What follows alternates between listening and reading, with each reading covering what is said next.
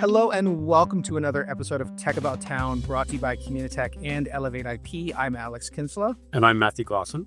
Accessing city services is something we all have to do at one time or another.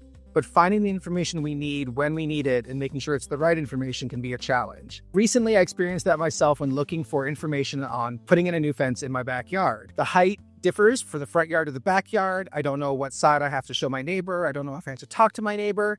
But luckily here in the city of Kitchener, we have a solution. And we have two of the founders of that solution on the show with us today. We have Kristy Guthrie and Kerry Fraser from municiPal AI to talk about building an AI solution, selling into city governments, which can be an additional challenge, and what it takes to build an AI startup. Welcome to the show. Thanks so much. Thanks, Alex. So happy to be here. Yeah, this is fantastic. Thanks, Alex. So, Kerry, you're joining us from from Kingston.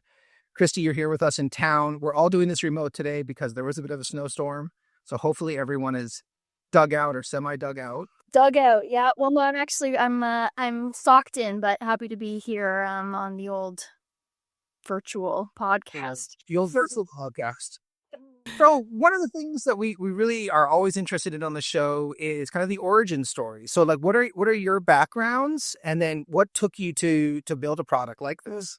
Yeah, great question. Yeah, I mean, it's a tale as old as time, I think. So Kerry and I have known each other for a decade. We used to work together in Kingston, but have kind of gone our own ways. And I've been working in nonprofit and municipal comms since then.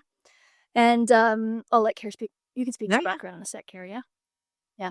And but I was working on municipal websites, so site migration, site map planning, and spending like a lot of time on planning a site map, because a lot of thought really goes into a municipal site, any site, but a municipal site in specific, because there's only 5 nav items that can go across the top of a site, and there's 600 pages. And so what goes where and what words you use and what has a page and what doesn't, there's a lot of work that goes into it in the background.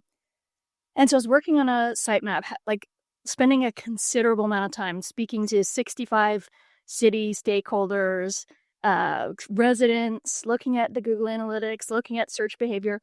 And it got to a point where it was, there is no solution here that's going to work. This backyard chickens page will be hidden. And I very unhumbly think I'm the best in the business.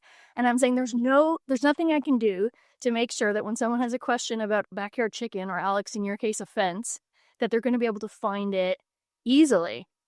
And so luckily I have Kerry on speed dial. And so I gave her a call. And I don't know, Kerry, do you want to pick it up? Yeah, absolutely. I mean, Kristy and I, we do go way back, and we've worked on a couple of projects together in the, I guess, past 3 or 4 years. And it's a great combination. Kristy's got a lot of experience in the marketing, comms, PR world. And I have spent the last 12 years running a tech company, and where we've really focused on nascent technology. So those complementary skills really helped us to create a solution that both has the user in mind and the tech in mind. And sometimes those two don't always go together really easily because they're completely different mindsets. So when Kristy came to me and told me about this problem she was having, she said, can tech solve this? And that was, I guess, about a year ago. And I'd say, well, tech can solve pretty much any problem. It's, how easy is it? How much work is it? Like, what exactly do we have to do? And just in the AI evolution at that point in time, there was a lot of hype in AI a year ago. I think we probably can look back 12 months ago and just remember that, AI was going to take over everyone's job. Developers were out of work because with a click of a button, you can create this Replit style prototype, and then you just launch it onto the internet, and that's going to be the end of it. So within all of that hype, we realized that where AI was making a real difference was with the LLMs, because LLMs can take that complex information and translate it into something that is understandable, and they can do it incredibly fast. So when Kristy told me what her problem was, and it was really a perfect scenario for LLMs to solve. We kind of got together and started to brainstorm what that might look like. Yeah, well, it's an interesting one when you talk about a problem LLMs can solve, because I think we've all seen AI being kind of like a technology-led solution to problems instead of a problem-led solution. Yeah, you know what? That's such a great comment, Alex, because this is what happens with nascent technology. Generally, you get tech first. Like everyone wanted to be involved in blockchain. Everyone wanted to be involved in crypto. In what was the blockchain based fad? Just trying to remember. Well, NFTs. Everyone wants to be involved in NFTs, and yes. it's just like it's a fad, and like most nascent technologies will start like that, and then you get a proof of concept, right? So with blockchain, your proof of concept was Bitcoin. It took people 20 years to understand what Bitcoin was, right? It's not easy to understand how technology can change the way we work, the way we build, websites, the way we do anything. So this was a great example of something that was it was a simple solution that was never possible before. Before AI came into the picture, we couldn't have solved what Kristy came up with. It was unsolvable in an easy, scalable way previously, but it was kind of like that perfect combination of skill sets that allowed us to kind of work together to solve the problem versus, AI first technology, which is, I think, where we're seeing a lot of people a year ago. I think one of the reasons why this is a compelling use case of AI is because it's about community, right? So it's not just that people can't find information about their fence or their backyard chickens. Like at this exact time that we were also building this product, I was building a shed here in Kitchener. And I live in Central Frederick. I have a small lot, and the existing shed was right close to the property line. And everyone I spoke to was like, oh, don't talk to the city. The city's going to make you do this. You don't, just make sure you're not on anyone. Don't call in. Or ask for forgiveness. Beg for forgiveness. Don't ask for permission. And these are like the building folks I'm talking to, right? Like the contractors and like my dad's friend and like all these people as I'm trying to evaluate what to do about this shed. And then I go on the website. I'm a rule follower. I go on the website and I can't find anything that's specific to my instance, my specific backyard. And so what I do is I believe them. The city is to be feared. Is not to be trusted. I don't want to call to have my problem answered. I'm just going to try to figure it out. But I didn't even do that. I waited 2 years, right? Of like, not sure, maybe I should, maybe I shouldn't. Too much information. I'll come back to this later. And so, like, what we're trying to do is, unlock 600 pages of information and make it easy. But we're also trying to connect folks in this community with their local government, because everyone I've ever worked with in local government wakes up every day and goes to work for their neighbors. Like, they're there to help us and to help the community grow. And the first and only time that most people connect with local government is on the website. And because the fundamental structure of a website doesn't serve the resident, it builds this adversarial relationship just by accident. So when I think what we're solving, AI is helping get information, but what it's really solving is helping governments and residents come together in a community building, trusting, meaningful way. That's what gets me out of bed in the morning. So like any good citizen, I have Kitchener.ca up on my home screen now. Apparently there's a significant snow event outside, which is good to know. There's a big white chat box in the middle of the screen, and then underneath it says powered by municiPal AI. So a little plug there for obviously your product, but also for the Kitchener.ca website, for those who want to check it out. I guess I'm wondering, can you explain to me what exactly your tool is doing for the city website? What's the range of things that I can access? What are the type of questions that I can ask? How does it actually work with the city website? Yeah, I mean, I'll answer, Kerry, and you jump in. So it's an AI-powered search bar that embeds directly into a municipal site. So a municipality doesn't need a new site. This embeds directly into it, regardless of what platform they're on. It's not a pop-up. It's not a chat bot. It looks like a search bar, right? Nobody needs to know it's AI. Like, the fact that it's AI is kind of after the fact, but what it's doing is it's scraping the website. So it's pulling information from every page on the City of Kitchener website in this example. It's not connected to Google. It's not connected to ChatGPT. It's not pulling information from outside the city's website. But what it's doing is it's collecting all of that information, and now it allows you to search a real question. So how much does it cost to get a permit for a 500 square foot addition? Like, if you're not driving, I challenge you to literally type that in to Kitchener right now, and you'll see it gives you an answer. It doesn't just give you an answer, it gives you what you've asked for and what you haven't asked for, like the questions you'll have next. And then pop up any other city and type that same question into their search bar. And what you'll find is Google-like index of links that are going to take you to some page full of permit information, but not actually answer your question. So the difference is with municiPal AI, the user can have a conversation with the website. On a website without municiPal AI, it's like a filing cabinet. You can search your keywords, and then it's going to give you a bunch of files or pages to search and sort through and try to make the most of. So it's a web accessibility tool, it's a user experience tool, it's a answer the question tool, and it's good for residents, right, or anybody in the community who's looking for information. It's also good for staff. Like, again, there's like 600 plus pages on most municipalities' websites. It's a lot of information to know at your fingertips. Whether you're city staff, customer service staff, an elected official, you now have a shortcut or a way to get the answer that you need right away. So it's similar to the answers you'd get on ChatGPT or on Gemini, but it's local and can be trusted because it's only drawing from the information that's on the website itself. And you gave an example, or I will say it again.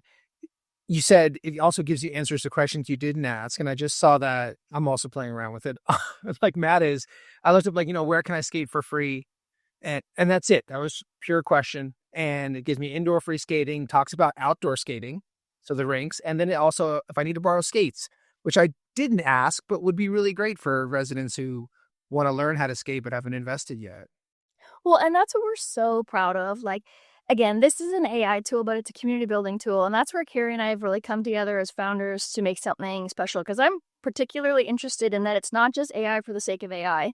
It's not just a monolith, LLM chatbot that you can plug into your site. But we've spent hundreds of hours fine-tuning and training this AI in the municipal context. So there's safeguards, there's guardrails, but there's also just really smart answers to your questions. Because we all know that there's going to be another question. If you say where to skate for free and it gives you two answers, the next question is, when is it open? Can I rent skates? Like, there's probably like 3 or 4 next questions. So we know that because we're municipal comms experts. So that's baked in, it's built in. And that will continue to just get better and better as people use it. And we can see what questions and what answers and continue to refine it. Oh, that's cool. Okay, so it learns basically on that, and so it knows if I'm looking for, going back to even the fence example, it might come back and say, hey, if you're doing a fence and a shed, it could be this, because if you do them in tandem. Yeah, exactly. And it both automatically is learning as it goes, but we're also manually working with the city to review and refine queries and responses to make sure that the information is helpful. But also it kind of works as like an audit tool. So you can, as you answer a question, there's a little thumbs up, thumbs down. As you ask a question and get an answer, there's a little thumbs up, thumbs down button. So you can, if something is incorrect, you can flag that it's incorrect and then say it's incorrect. So then we can work with the city to say, hey, this is the content that's been flagged as incorrect on your website. But it has safeguards, right? Because it's not just a big data capture. It's got PII. Do you guys know about PII? Personal identifying information. So it can auto detect if you are putting PII into this search bar. So if my dad goes on and says, here's my credit card number and my property tax bill account number, can you pay this for me? The AI automatically recognizes that it's PII and redacts it, so that we're not opening up the city to a bunch of liability by recording all this PII accidentally. It also has safeguards for medical, legal, real estate. So if you ask it, questions, you're looking for advice, we make sure that the answers you're getting are, smart, safe, strategic answers that aren't opening the city up to any liability or giving biased answers. So, yeah, it's not just AI-powered search. It's AI-powered search tuned and trained specifically for cities and residents. And what we've heard is immediately residents use it, right? Because it looks like a search bar. Very few people are waking up in Kitchener or elsewhere. Actually, maybe in Kitchener they are. But across the board, very few people are waking up and saying, how am I going to use AI today? But instead, they're saying, like, how do I build this fence? Am I allowed to build this shed right on the property line? Am I allowed to have a backyard chicken? What do I do if somebody's parked in front of my driveway? Like, who do I call? Like, these are the questions we have. You go on and you search it. The fact that it's AI, is an afterthought. So it's not just a tool for residents to ask questions, right? It's a tool that's how we designed it, right? Was how do we solve this perennial frustrating question? It's universally frustrating. I've heard of no one, and I hope this is true for your listeners too. I've heard of no one who's like, oh yeah, I go to the city and I find it immediately and it's perfectly fine and I wouldn't want to change anything. No, and I love the city and it never happens. Yeah, right. Yeah. And so we designed it to solve that search problem. But what we found, like on our first site launch, which was City of Kawartha Lakes, kawarthalakes.ca, was that within 2 days, their entire customer service team was using this as a frontline customer service tool. So they have 14 people working in customer service. So now when someone calls in, they pull up municiPal. They don't pull it up. They have it up. And they type the question in, and then they get the answer fast. And so before, they were using some variation of, internal playbooks, Google, on-site search to find answers to, like when is garbage pickup? How do I get a marriage license? How do I apply for the XYZ program? When is the due date for the ABC program? Like 1,000 questions. These customer service people are literally Googling it or looking it up. Now they're using municiPal. And again, it's safe, right? It's only grabbing from the city's main site. We've also heard from elected officials that they get those same questions, but by the time they get those questions, people are mad, right? They've been to the website, they made a phone call, maybe they sent an email, nobody got back to them. So now they're like at their wits' end and they're just picking up the phone and calling city councilor, the mayor, like whatever number they can find. And so again, that city councilor is often saying, let me get back to you. I'm not the person who manages that. Let me get back to you. I'll find out who it is. That's not helpful either, right? Like that's all they have the power to do at that point. But that's not helpful either because the person's annoyed. And then they're saying, oh yeah, our local government just passes the buck. Nobody knows what's going on, which isn't true. And so now even an elected official could, on the phone with that person, look up the question and give them the answer. Oh, that's a permits question. You're going to have to call this phone number. Or, oh, the people who handle that is actually the region. You're going to need to connect with this person here at the region. But they would be able to like pull it up in real time. So what we're finding is kind of the problem that we were looking to solve actually solves many problems, all within this same digital footprint. And let me tell you one more thing that's exciting is what we're rolling out, right, is omnichannel. So in the spring, Kitchener is going to be linking up 7 microsites. So their whole digital suite to this search bar. So maybe the information you're looking for isn't on kitchener.ca, it's actually on the odd. Well, now you can find that information from this single search bar. So for a comms team, it's like if the city said it, you can find it here. And we're not putting it on the resident to have to know where and when that information was published. So yeah, we're really excited and the market's responding. We were recently at ROMA, which is Rural Ontario Municipal Association. It's their big conference, 2,000 people. And people, rural Ontario municipalities are excited. They have real vision for their communities. They're super focused on customer service, treating residents and constituents like customers and communicating well, having real transparency with the people that they serve. And so we had hundreds of conversations. They want to know about AI. We see the spectrum from AI forward, already have guidelines, have a plan, now we're sourcing the right tech, all the way through to AI skeptics. But most people are somewhere in the middle, right? AI curious, but don't want to use AI for the sake of AI. And so when we're able to say, have you faced this problem? Let me show you how municiPal AI can specifically solve it. It feels like a mic drop moment. They say like, oh yeah, we need this, our people need this. And so we're really excited about what the future looks like as cities, municipalities, townships, districts, the single district in Ontario, across the province and across the country start to pick it up. Because it's not a chatbot. People hate chatbots. Well, I mean, what really kind of jumped out at me there when what you were talking about was the use cases of not just city staff, but even elected officials using it. And so you think of it like, I think of it as a tool for citizens. And City Kitchener refers to citizens as customers, which I thought is really cool. We talked to Nicole about that from Digital Kitchener.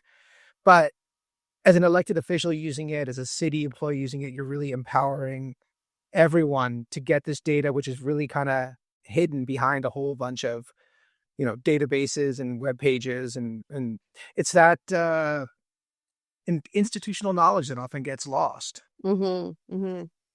Yeah, I think that's a really good point, and that's a lot of what we saw with the at Roma. There was a lot of real excitement around people even thinking that this was possible to do. So once you kind of introduce them to the concept and showed them how it worked, all of these city councilors, mayors, CAOs, clerks, they were all literally blown away that they could get the answer to their question. Almost immediately, right? So that was super exciting to see. I think it's really important too, is cities get asked to do, and municipalities get asked to do more and more with fewer and fewer resources. Mm-hmm, mm-hmm. A really important challenge for them to make sure that they're responding quickly. But at the same time, I remember talking with a municipal administrator several years ago who said, you'd never design a business the way that you would design a municipality, right? Mm-hmm. Like they're just completely different organizational structures. Your biggest cost centers are the most important services you provide.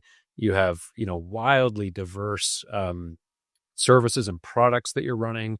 Oftentimes you're very distributed in terms of the type of work, the type of talent or staff that you have in different areas. And so I guess I wonder, how you approach that, and also how you approach municipalities on the procurement side. Like municipalities, and I think government as a whole doesn't have a great reputation for being kind of quick and responsive in adopting technology or taking risks. Now, it sounds like you've had some great early adopters, whether it be Kawartha Lakes or the City of Kitchener. But, what's your guidance to your peers locally who are looking to sell into the public sector and work with municipalities? I think that there was quite a few things that are, as I guess, working in our favor right now. If you want to think about it from a municipal standpoint, is I think one, which we talked about, the technology is ready, so it's actually possible to solve this problem. I think, Matt, you also touched on it. There's real operational pressure on municipalities to do more with less. There also is a lot of pressure, if we think back to what we talked about 12 months ago, and that's continuing through the government sectors. There's a lot of pressure to use AI with, very little guidelines being handed out, and not a lot of knowledge around, how AI works and what is safe. And, I actually really feel for municipalities because they're in the public spotlight. And if they use AI in a way that's unsafe, that's creating risk, like that, that's their job in essence, right? That's their reputation is at risk, both from a municipality and from a personal standpoint. So I think that also is, we've heard from a lot of people. I think Kristy mentioned she's heard, people being asked directly in meetings saying, what have you done to incorporate AI into your workflow? And so having something that's so safe, so secure, very, very low risk, but really high reward is really, I think, what's attracting a lot of attention. Yeah, totally, Kerry. And I'd build on that, which is like it's been a delight to learn that every municipality works a little bit differently, and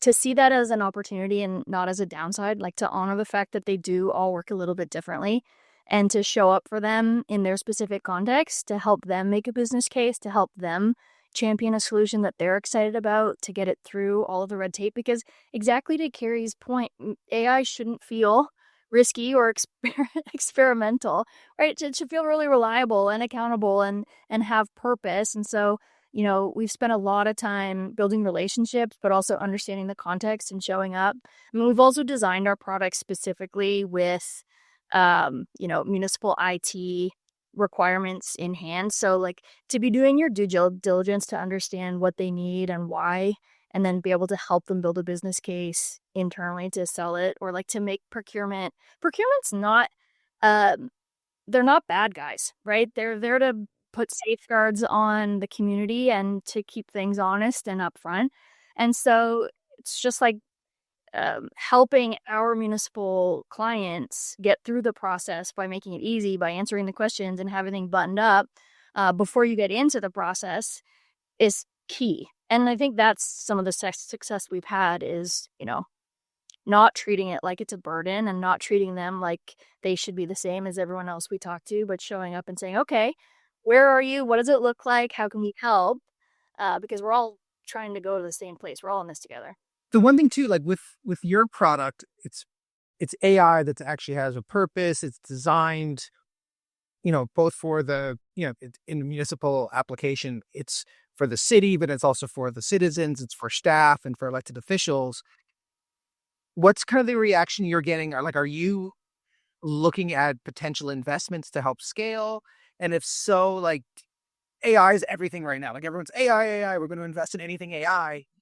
As a municipal, like your customers, municipalities, are you getting attention, or do you feel like maybe the more, either like B2B or consumer focused AI is getting the attention, even though it might be vaporware, for lack of a better word? Yeah, no, that's a great word and a great question too. I think it's early stages. I mean, we have had a lot of initial extremely positive response to the possibility of taking on investment.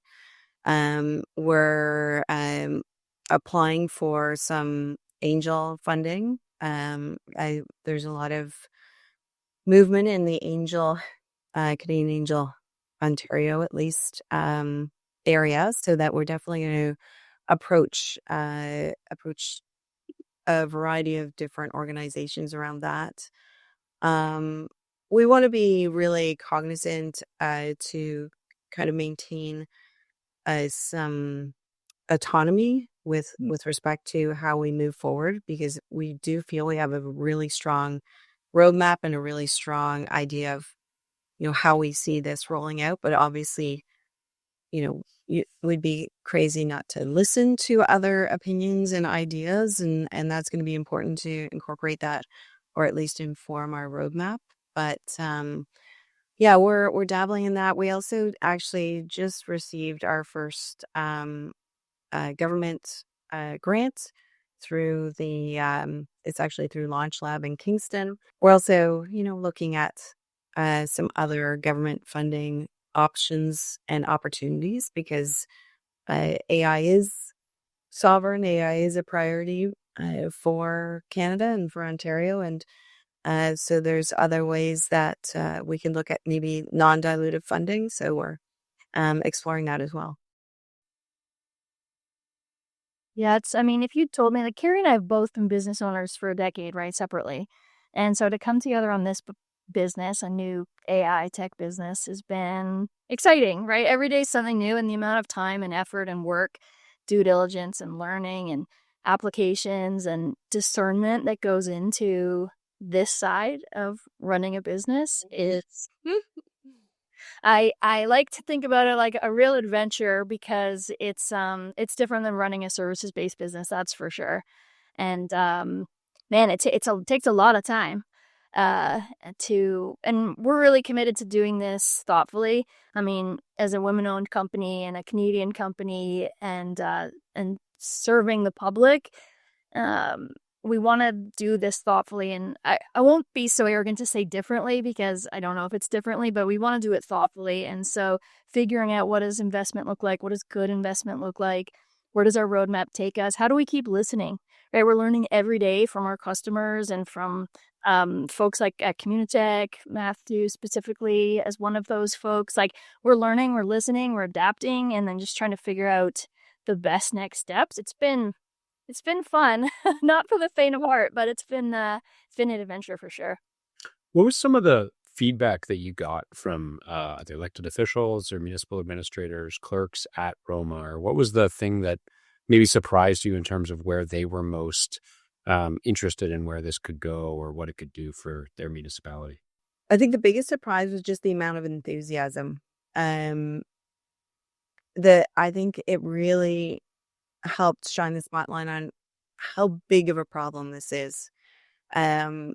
We would just ask a very simple question. Have you ever had a problem finding something on your municipal website? And the answers, I mean, I'm pretty sure people could have talked for hours about the level of frustration they had. And these are people that, they're elected officials, they're close to the people that are running the municipalities, and they have insider knowledge, and they still are finding it impossible. There was actually someone who mentioned to us that he helped build part of the website and still couldn't find the stuff that he had put onto his section of the website. So that was really, it was really exciting to hear. I obviously feel badly too, because that sounds like a lot of exhausting work, but it was really exciting to see that we're solving like a real legitimate problem. And I think the other thing that I found really interesting was, and actually, Alex, this goes back to your point, was that even people who were very much, against using AI. So municipal leaders or elected officials who were just not comfortable using AI, they were very hesitant. If we explained what problem this solved, that was immediately gone. Like, the concern about AI was gone. That's how big of a pain point it is. And also how, when you sell AI for the sake of selling AI, it's doesn't resonate, right? People get afraid of it. But if you're selling AI and you're trying to say, here's something that's actually going to make your life easier, then it doesn't really matter how we're doing it. AI is a tool, right? It's not a miracle worker. It's not something that is going to solve every problem. So, so I really thought that was interesting to see at the conference. Yeah. It's almost like the best tools are the ones you don't actually know are a tool. Yeah. You don't know AI, and so it works like magic. But if you see back ChatGPT interface, it's daunting. Yes, exactly. Yeah. We heard a lot of proactive posture towards customer service. So how do I not just respond well to questions, but how do I proactively get information in people's hands? We heard about the surprising amount of time and the volume of emails or phone calls that elected officials are receiving about information that's readily available online. And I want to say it has nothing to do with them, but isn't necessarily they're calling about roads, when is my snowplow coming? That's not necessarily this elected official's daily portfolio. We heard from some folks who were municipal adjacent the need for transparency and for breaking down the barriers for residents and constituents to find the information that's presented. A lot of the stuff online is locked up in PDFs, right? And a lot of it's using different language than people actually use. A lot of it's not in someone's first language. And so that disconnect can feel like a chasm with the current set. So we heard lots of those kind of larger themes as well.